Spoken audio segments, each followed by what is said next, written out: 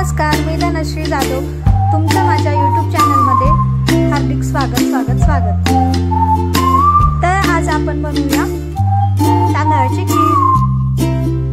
त्यामध्ये झटपट आणि न तांदूळ भाजता ही एकदम झटपट होणारी रेसिपी आज आपण करूया। त्यासाठी अगोदर आपण कढईमध्ये पाणी गरम करत ठेवूया।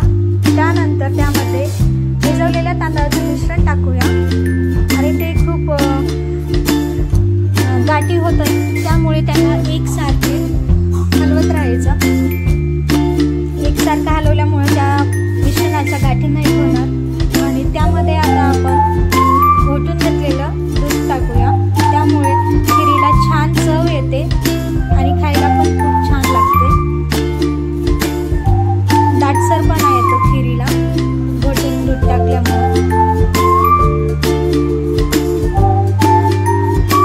मिश्रण आपण आता एकसंध करून घेऊया, व्यवस्थित मिश्रण मिक्स करून घेऊया, जेणेकरून त्यामध्ये एकही गाठ राहणार नाहीये। आणि नंतर त्याला मंद आचेवर शिजत ठेवूया।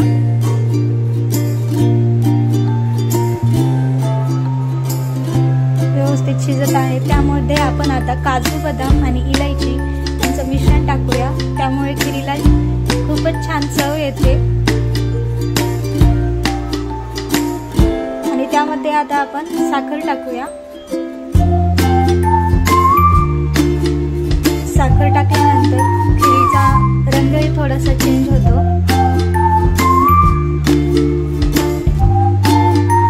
आता पहा, आपली खीर तयार आहे बघा, एकदम दाटसर आणि पाहून तोंडाला पाणी सुटेल अशी झालेली आहे। तुम्ही सर्वजण अशा पद्धतीने करून पहा।